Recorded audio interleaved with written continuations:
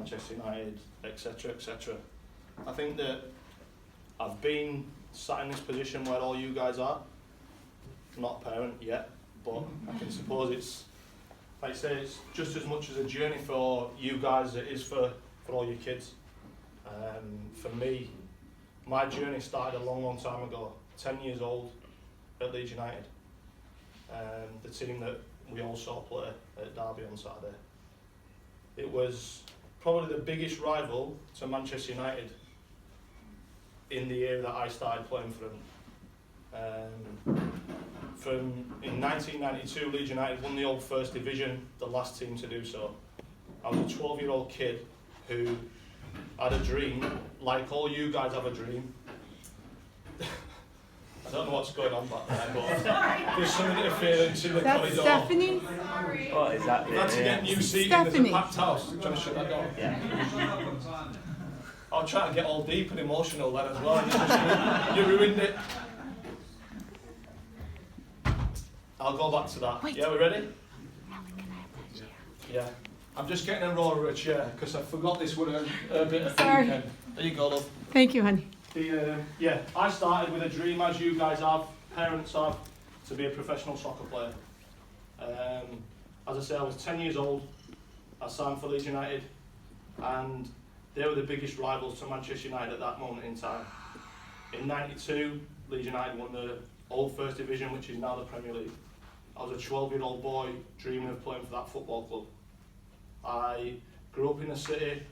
I'd always been a supporter of the club, and that was my dream, my hopes, my ambitions. All my family, all my parents were Leeds United supporters.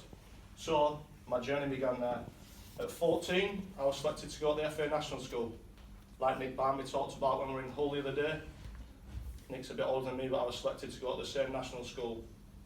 It was a daunting task to leave home at 14 years old. For me, my parents, my brother, etc.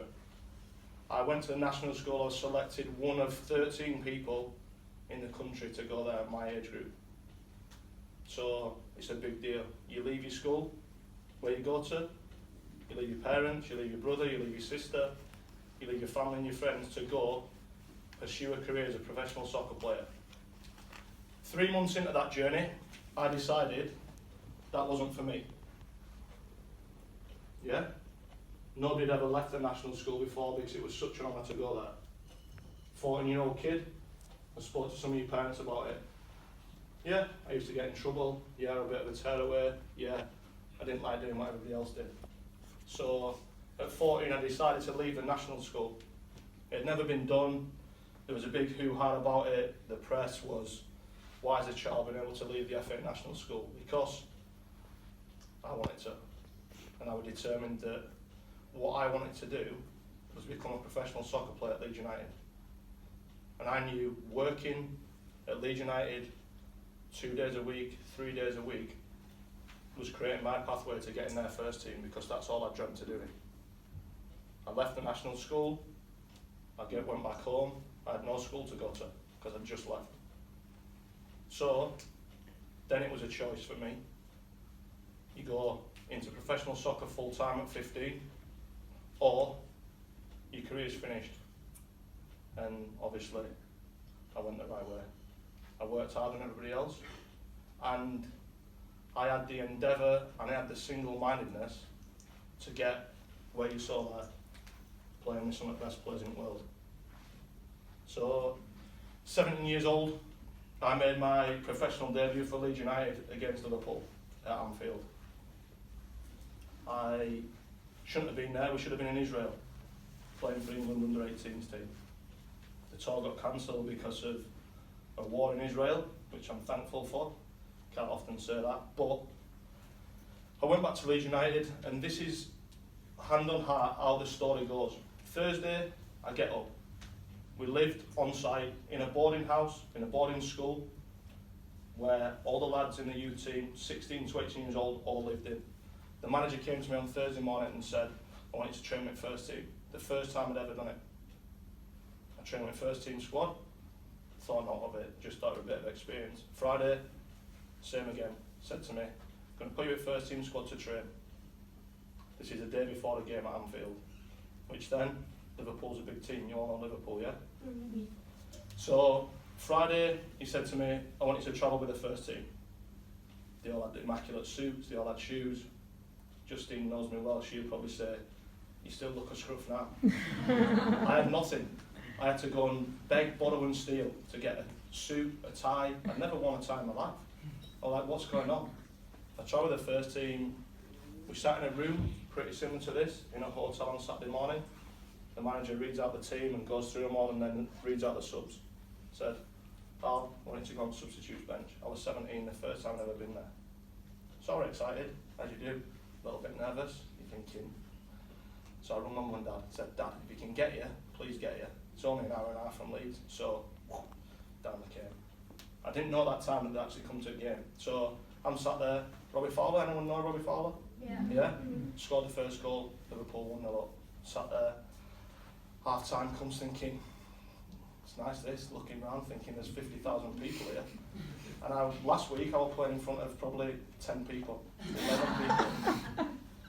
About 70 minutes has gone and the manager turns to me and says, I'll get warmed up.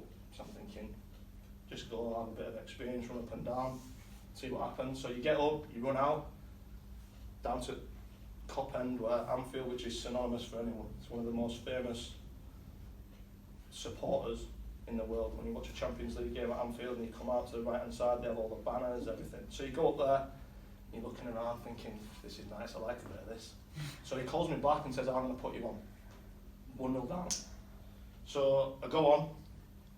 I've probably been on 5-6 minutes maybe. I've not touched ball. I'm thinking, this is like a whirlwind. Everything's going on around me. I can't even get close to anyone. Can't get a touch. Ball breaks. They should have had a penalty. If you ever see the footage, Woody, who's another young lad, give a blatant penalty. Ref played on.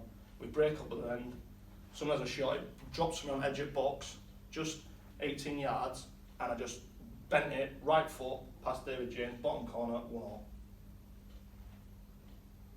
Turn back, Leeds fans going crazy. Nobody had a clue who I was. Not one person. I wasn't even on team sheet, not even in programme. I had a shirt that were like dressing down, and I'm thinking, what's happened here? But it felt like I should have been there. For that split second, my whole life changed. Just like that. If I'd have missed, who knows? People might have never known me. So then, we go on and win the game 3-1. Jimmy Floyd Hasselbank scored 2. So, and on the way back, I get on coach to go back, and the assistant manager at that time was Eddie Gray, who your mums and dads will know. Eddie Gray was probably one of Leeds United's best ever players. So I've got on, he was my youth team coach, like Tommy's to you. I'd known him all the way through my life since I was 10 years old.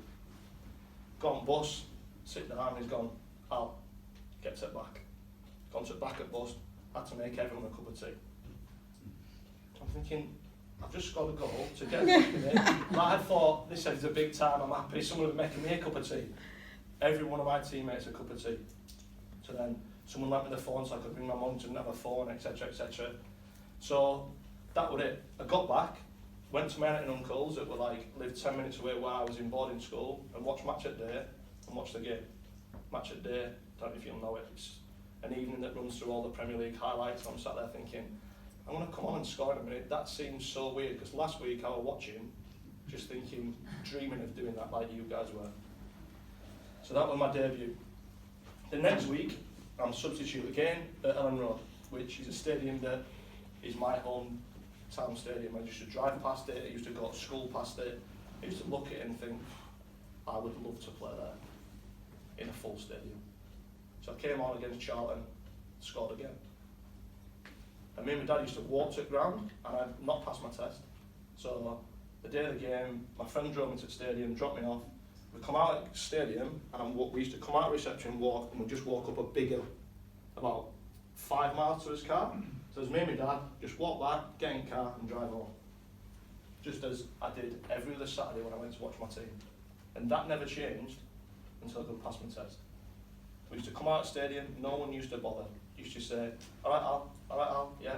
We just used to go, because they knew me from when I was this big. I used to sit behind goal, watching my team. I knew more people in that stadium than anybody else, and it meant so much to me. I used to get further on in my career when I started getting in trouble. Yeah?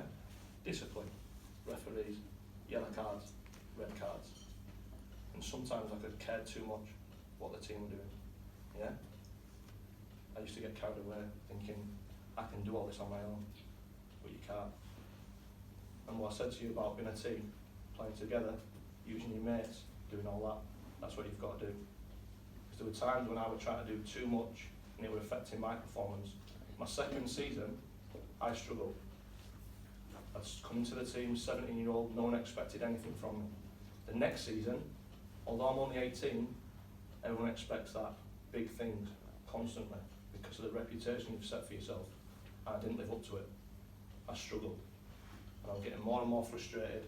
I was getting myself in silly confrontations, arguing with referees, arguing with my teammates, getting sent off. Yeah? Not clever.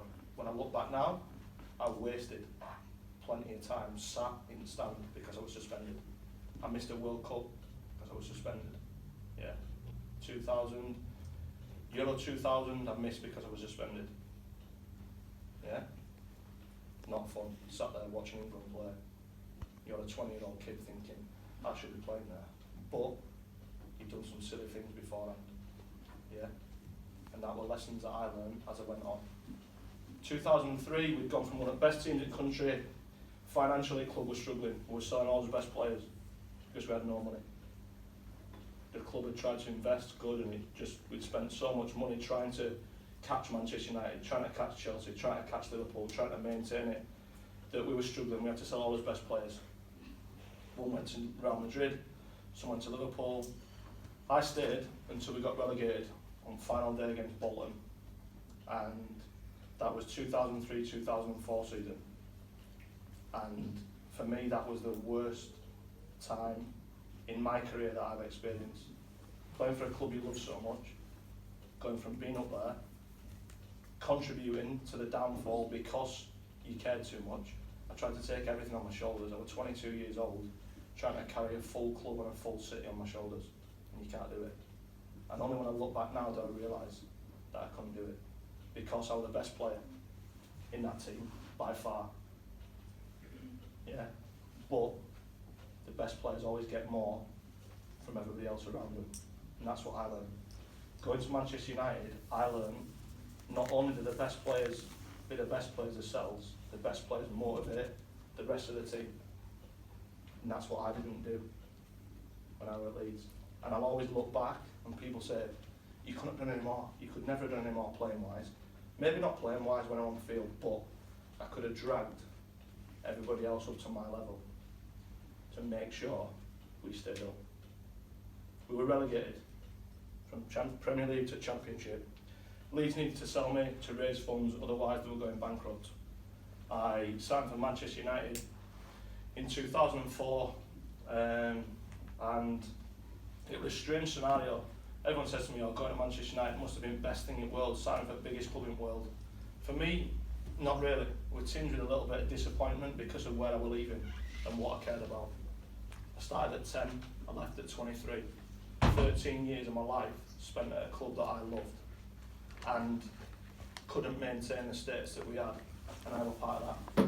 I was part of that team that were relegated. Unfortunately, anything you achieve in your career, winning Premier Leagues, winning FA Cups, whatever else, getting relegated is a worse feeling than winning anything. The highs in football are great, the lows are worse than the highs, let me tell you that. That day at Bolton will live with me forever. Not winning Premier League at Manchester United, not winning League Cup, not playing for England, etc. That day when we lost at Bolton will stay with me in comparison to the winning. So I signed for Manchester United, some of the best players in the world, as you've seen there. And there's one thing that that club always does, it's steeped in history. You've been there today. I'm sure that they spoke about the history of the club and how everybody should be, how everybody conducts herself around the club, away from the club, and the discipline, because that is installed in every Manchester United player. And if you want to be at that club and stay at that club and be successful at that club, the discipline is the most important thing that you'll find. Anybody who feels that they're bigger than the club, anybody that steps out of turn, the manager will get rid of him. He's done it with the biggest players in the world. David Beckham, gone. Jaap Stam, gone. Ruud van Nistelrooy, gone. All because he had a feeling that they thought they were better than the club. And that brings me back to what I said about the team emphasis. No one player at any club is bigger than the club itself. Yeah.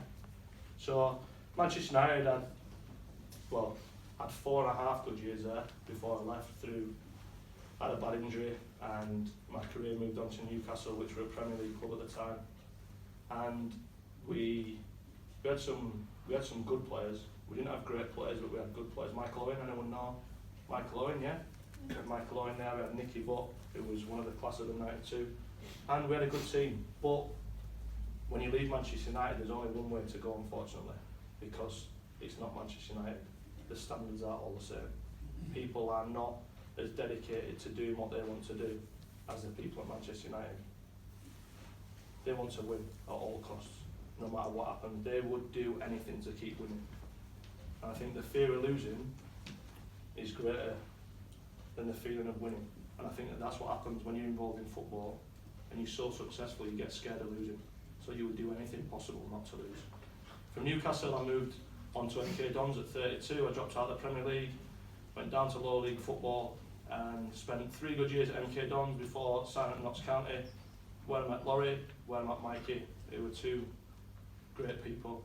And as I say, these tours are an educational tour, and if you've got any questions, oh, I forgot about playing for England. Yeah. Just a little thing. Yeah, no, it was tinged with a little bit of both. I played for England at every level, from under 15 right through to full national team. And your parents will probably know, the team itself came with a great reputation because it had great individuals. Some of the best individuals the Premier League has had was in the team together that should have been a lot more successful than it actually was. And we emphasise the fact that we are a team, we work as a team, and you can only be successful as a team. And I think that if you look at that England squad then, you'll see world-class individual players scattered all over that team. But they weren't as successful as the team that just played in the World Cup. The team in the World Cup probably for me, maybe have 1 or 2 world-class players. The team that I played in probably had 5, 6, 7, 8 world-class players, but maybe didn't play the team as much as they should have done. So that's another little lesson for you. I played 20 times for England, and my last game was at the new Wembley in the first game that I played ever there against Brazil. We drew 1-1. John Terry scored for us, Ronaldinho scored for Brazil. And that's it in a nutshell, really. My last game for Manchester United was last year. We played, myself and Laurie went to the new camp in Barcelona to play for a Manchester United Legends team against Barcelona, which was a great experience and a great honour. And as I say, unfortunately, now football's come to an end for me, playing wise, which is hard to say, but it's something that I've loved doing, and all my experiences have been great. And I know how much these tours and everything else means to the people that put them onto you, just so we can hopefully give you guys a little bit of an insight into what we've done, how we can help you. And Laurie spends a lot of time trying to make sure this experience is as great as possible for you. And I hope you've all enjoyed your time that you've had, learned some lessons, had a good experience, tested yourself against different opposition, and if you've got any questions, fire away. You can pick time. Brian, go first. Okay, so how did you get injured, and how long were you injured? My injury was so innocuous. Like, I used to